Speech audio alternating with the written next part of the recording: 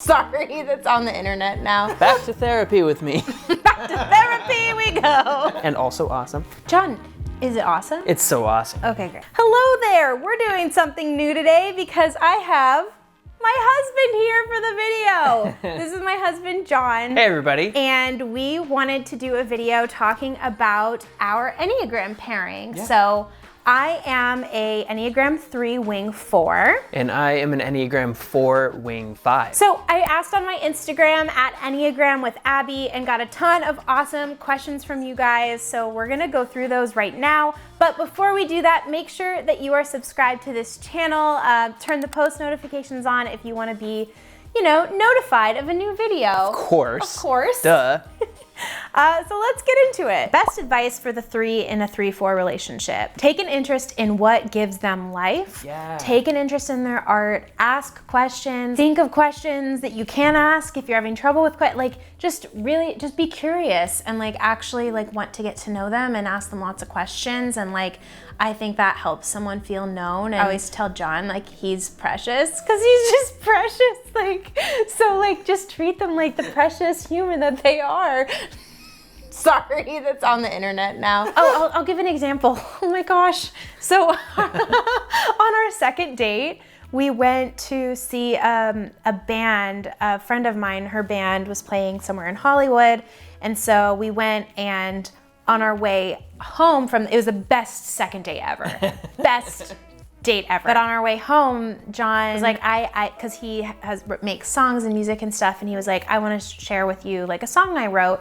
And so we listened to it, and it was really beautiful, and I was really honored that he showed it to me, and I asked him questions about it, and then why don't you say from your perspective how that made you feel? For me to, have the courage to share a song with you on our second date, I wanted to be impressive, of course, but also I wanted to see if that was something I could share with you, and the way that you received it so well, and then ask questions about it, or we talked about it. Lee Ann Bean asks, in what ways / how do you emotionally connect? So I'm gonna say that we don't really struggle emotionally connecting.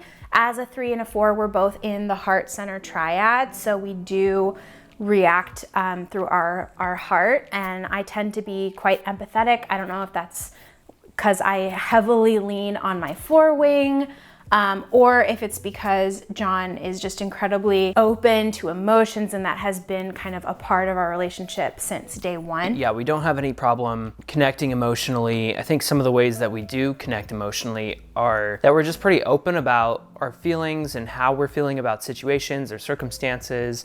We'll make a joke where it's more of a joke than something we actually do, but sometimes we'll be feelings update, and walk into the room and declare, this is how I'm feeling. You have a hair. I've just been staring at it. Oh no. Okay, I'll throw it down there. All right, next one is from Lana Blue 17, and she says, I'm a 4 and I feel like no one understands me. Do you think a 3 can truly understand a 4? As a 4, and my biggest fear being misunderstood, it's I can't control the emotions of others around me, and part of that is being understood, right? I can't make them think a certain way about me or feel a certain way about me. As far as being understood in our relationship, I feel like Abby really does a good job of understanding me. I think she asks all the right questions. She'll take an interest in the things that I enjoy and ask me why I enjoy them. But to be honest, a big fear of mine I had before we met and before we got married was being understood by my partner, my significant other. And I was man, there's no woman out there for me that's going to truly understand me. And of course, that's totally untrue because I found Abby and she found me. She really makes me feel understood because she takes the time to listen and care and learn and take interest in the things that I find interesting. I think that was, this person asks, is it difficult being with someone that can get so moody? I think one thing that, especially being married and then living together a lot, is John feels things really deeply and really strongly and really intensely for a short amount of time. He can be angry about something, and I'm oh no, he's angry. And then 5 minutes later, he's singing a goofy song and dancing around, and I'm weren't you angry 5 minutes ago? I know 4s can be considered moody, but I think that lends itself to the fact that like we feel very deeply about things, whether it's like something emotional or like music really moves you, or you splash water on yourself while you're doing the dishes. Like you feel very deeply about everything. This next question says, what are your biggest differences and how do you think they influence your relationship? Abby will think of something and then have a plan in place for how to accomplish it. I will take a long time to like think about them and then think about them again and think about them some more and then never actually like follow through. And that's just like strictly creative. But I would say another difference is, and this kind of leans into that, is you're very type A, I'm very type B. I think I'm more of a go with the flow kind of person. What do you think? What do you think are our biggest differences? That's like the first off the bat, like kind of thing, like of like, yeah, I think about things like a year in advance kind of a thing. And like, I'm already planning future steps. And Jon's like, what are we gonna eat for dinner right now? And in some ways, like, I feel like we need each other. I need his calmness. I need to just go with the flow. Like, and then Abby's go get it attitude really inspires me. Jessica wants to know your MBTI type. I am an INFP. It changed my life when I figured this out because I didn't know how to take care of myself and I didn't know that I was an introvert. I'm a pretty outgoing person. In my past, I've like been in charge of youth groups and like I'm like amping up high school and junior high kids and like I've been a teacher. I taught high school English, but I'm exhausted when I'm done. And it's because I'm an introvert. Like I can go out there and be on for a certain amount of time. And when it's over, I'm just like, that's his Myers-Briggs, and I am an INFJ. For some reason, people don't believe that I am an introvert because I have a YouTube channel. That? A lot of people on the internet. Well, that is a misconception. Because so, Jon, please tell people that I'm an introvert because I am. She's very much an introvert. Like she will get peopled out and she can be on for people and she's on for her channel. But guys, probably after this video, Abby might take a nap because she has given so much of herself for the video. Okay, so we're gonna do some rapid fire ones. Our friend Ashlyn of Roaming Bold, hi Ashlyn, we love you, sent us 3 and we're just gonna go through it really fast. Sense of humor. We are really silly and goofy and like to do characters. Communication style. We are very communicative. We talk all day long. Travel style. Abby's really good at like making a plan, and then I think I'm good at executing on that plan. She'll come up with the initial ideas for where we want to go. Jon's wing 5 is really helpful for traveling because he, like, I can give him like, okay, Jon, like we need to go here, here, and here, or whatever. And he goes in and he figures out the detailed things that I don't. I'm very big picture. He likes to figure out all the little details. Yeah. So I kind of leave that to him. Yeah, and I have no problem taking those on. I enjoy doing that part. Do your wings help you relate? So Abby being a 3 wing 4, myself being a 4 wing 5, I'd say so. I think it's really nice that he is not a 4 wing 3. Because then we would just be a huge mix of 3 and 4. And so it's nice that he has, he leans pretty heavily on his 5 wing, and I actually lean on my 2 wing quite a bit as well. So I think we've got a good balance of like traits that we rely on to work together and to love each other better. Yeah. So D. Voral says, everything. I'm a 4, husband is a 3. Like, how do you handle the emotional / not emotional? And so I think what she's talking about there is that 3s tend not to have a ton of emotional stuff happening on the surface because they're more about like, what can I get done? And 4s are very in their emotions, and that can actually hinder them getting things done. Yeah. For this one, I brought some of our premarital notes. Yeah. We did premarital counseling. Highly recommend. I learned so much. But we did the Prepare-Enrich course. And one of the results was this, it's called assertiveness. And assertiveness is the ability to express one's feelings and ask for what one wants. I was extremely low and Jon was very high. So that means that I have a difficulty expressing thoughts and feelings. And sometimes I find it really difficult to ask for what I want in a relationship. Whereas Jon is really good at expressing his feelings, asking for what he wants. You know, and speaking about the assertiveness, like I don't think I was always assertive in that way. So the fact that I ranked high, I think honestly I can attribute that to the 2 years of therapy that I was in.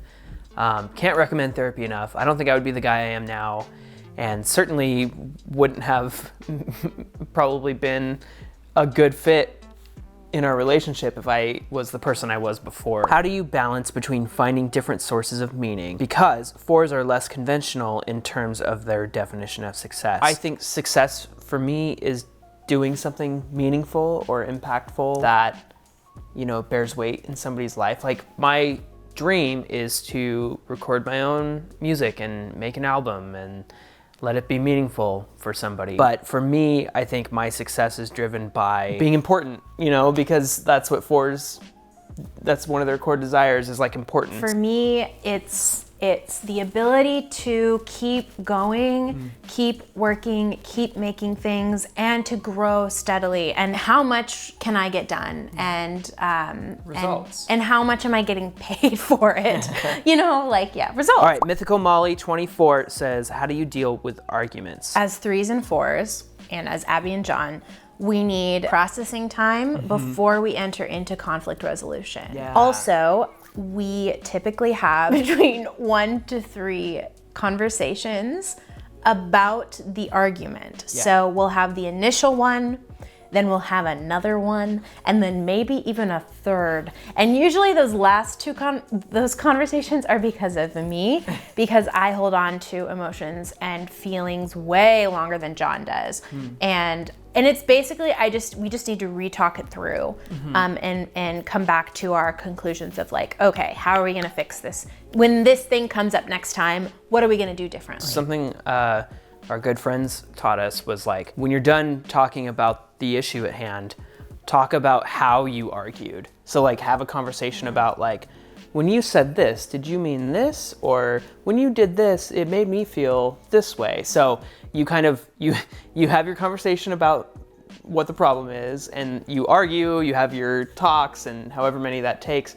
But when all that's said and done, talk about how you argue and how you dealt with things and how you express things. I mean, it's a very meta look at the argument, but I think it's gonna help for the next time. Karen asks, is he super goofy other than the stereotype that 4s are only sad? Yeah, Jon is the silliest person I know. Goofy, silly. Like, one of the things I think that made me fall in love with him is just like how easily he laughs. Our good friend Brigina just asked, what motivates each of you to get ish done, and how does it look different for both of you? The idea of having something done is what motivates me. So we use this example a lot, but like laundry. I love doing laundry because at the end of the day, I have A, done the laundry task, and B, I have tons of fresh, clean clothes, and I've done this task, and I can check it off my planner. And for me, it's like, oh, I'm so glad it's over. Abby's like, don't you feel accomplished and that you achieved this and that you got it done and now you have all these fresh, clean clothes? And I'm like, no, I'm just glad it's over with. What motivates me is probably accountability. I think when, there are people in my life who are asking about like how creative things are going, or how's this going or that going. Even like my boss at work, like they're really big about, helping us be our best selves. And so there was a good period of time where he would check in and say, hey, what if you did one song by this date? And I was like, sure. And so he kept me accountable to that, which I think is really cool. Like, Abby keeps me accountable. Last question is from Alicia Patton, and she says, what do you dislike about your types, stereotypes? As a 4, I think people can get caught up in the fact that we are very emotional. They might think that we're depressed all the time or sad all the time. We can look at what's going on in the world and have a very strong reaction to it. Or I can be moved by a movie or a song and spend a lot of time thinking about how it made me feel. Like with any stereotype, we can take it too far and be like, oh, they're always depressed, they're always sad.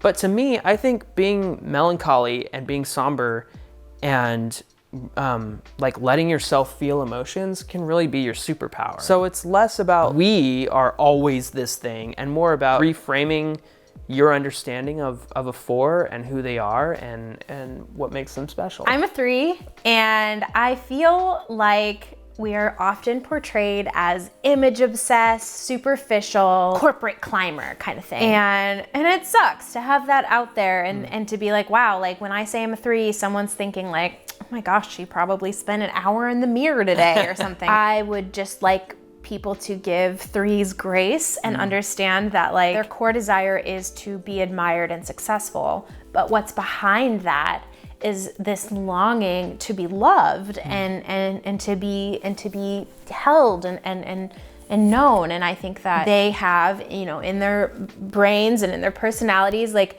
chosen the success route to try to get that love, and that has become a big part of their personality. All right, that is what we have for you today. Thank you so much for watching. Thank you for watching my sweet husband, Jon. Oh, shucks. I'm just glad that he's finally on the channel and you guys have met him. Like, he's been in a couple like clips here and there, but this whole video is just all about Jon and our marriage, and I'm just really happy to share that with you.